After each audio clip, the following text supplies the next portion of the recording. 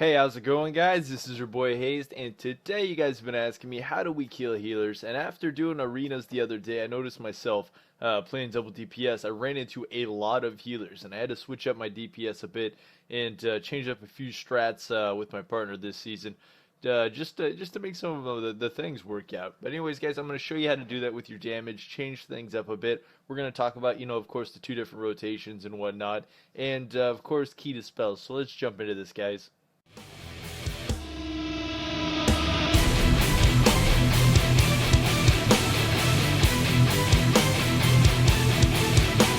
How do we go about killing healers, guys? Now, one of the main things about killing healers is definitely going to be dispels and how well you can hit some of their abilities with those dispels.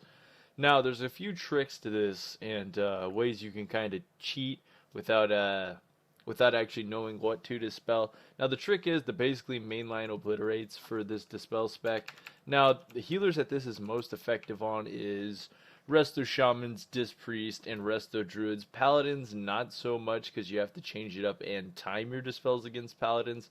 The other ones, you're basically safe mainlining dispels on them for the most part with those obliterates and getting those free dispels and using, the frost strikes again and the obliterates and frost strikes and then going back to dispelling a bit, and taking off what you need.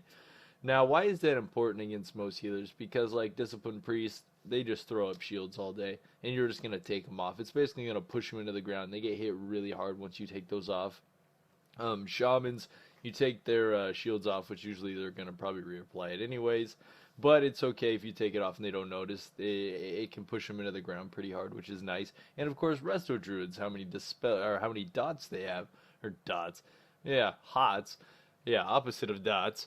How many hots they have that they can put on themselves that you can dispel and take off. And if you're dispelling their partner, they can really put them in an off situation because of the dispels. So let's talk about rotation wise. What's the little cheap rotation I was telling you about? It's basically, mainlining the obliterates, like I was saying, and just mainlining dispels, which isn't that bad. Now for Holy Palace, you got to kind of kick it up a notch.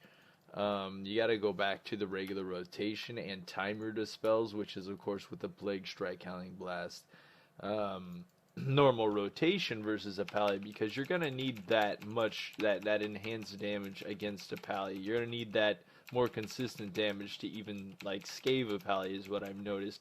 And as far as the spell goes, you can take the shield off, but he's gonna put it back on.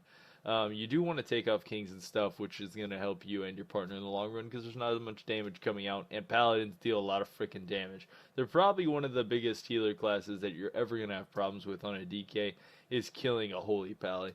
So that's going to be one of the hardest ones, and that's mainly because of bubble and how many instant casts they have now. And most of their stuff isn't really too dispellable. So under that logic, yeah, paladins are going to be your bane of your existence at this point. But other than that, a couple of the questions people have been asking is, Remorseless Winter, should you be using that against healers? No, no, no, no, no, no, no, no, no, no. If anyone tells you to use Remorseless Winter, just don't do it, guys. Like, I've known some people who can do it and use it against key classes if they time it correctly, but for the most part, that ability is just going to be a giant waste because 99.9% of the time the person's going to be smart enough to either dispel or take off the stacking dots. It's really easy to get out of. Just about any class can do it. Like, any class can do it. And normally people will get caught in that. Okay? They don't want to get caught in that. But as far as that goes, yeah, you just got to mainline those spells, stick on healers like that. And the other big thing is for druids. If druids Displacer Beast, save your grip for Displacer Beast on druids. Now, priest, when they go invis, I can't remember exactly what that's called, but you'll see them, they'll go invis. Drop a D&D on that. If you don't catch them in D&D, make sure you still have your grip to pull the priest back in. Otherwise, you're going to be in a lot of trouble. Basically, when killing healers, guys, you need to stick on the target. If they get away, if they have a chance to break off, peel, go around a corner, sit on the target, basically that means your double DPS is going to have to switch onto the DPS just to peel so your off partner can heal up or something, and that's not going to be that amazing. It's going to make it a long battle. It's going to make it just eerie. It's going to be terrible. But anyways, you got to stick on the target. That's why chains is going to be one of your biggest things for killing healers, along with those dispels. So you got to remember that, guys. Now, when should you pop your silence? I usually hit them with a silence near the end. It's usually one of our one of our main killing abilities that I throw in to secure the kills. And that's because, of course, I'm using chains again, because healers have so much mobility right now that you really just got to stick on them. And, of course, a really good one's just going to run around the pillar if you don't. You just, you'll be doing that all day. And, of course, your partner's probably going to be dead by the time that you chase him around the pillar 4 or 5 times. So, you probably want to kill him faster than that.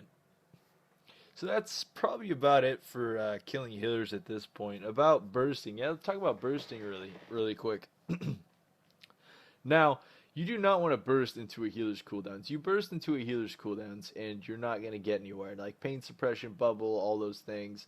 Spirit link, you burst during that, and if you don't knock that spirit link down, it's going to kill you in the end. So you guys want to make sure that you're knowing when to burst, because let's say healer's smart enough that if you burst him, he doesn't exactly pop his cooldowns, or he doesn't use anything you want, or that's not exactly what I'm looking to say.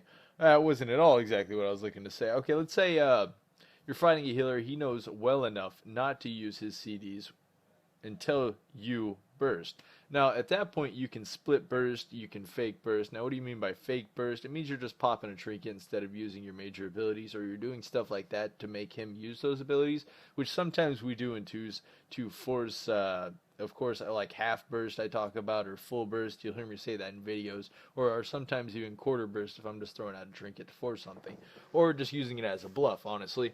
There's a few different ways you can do that.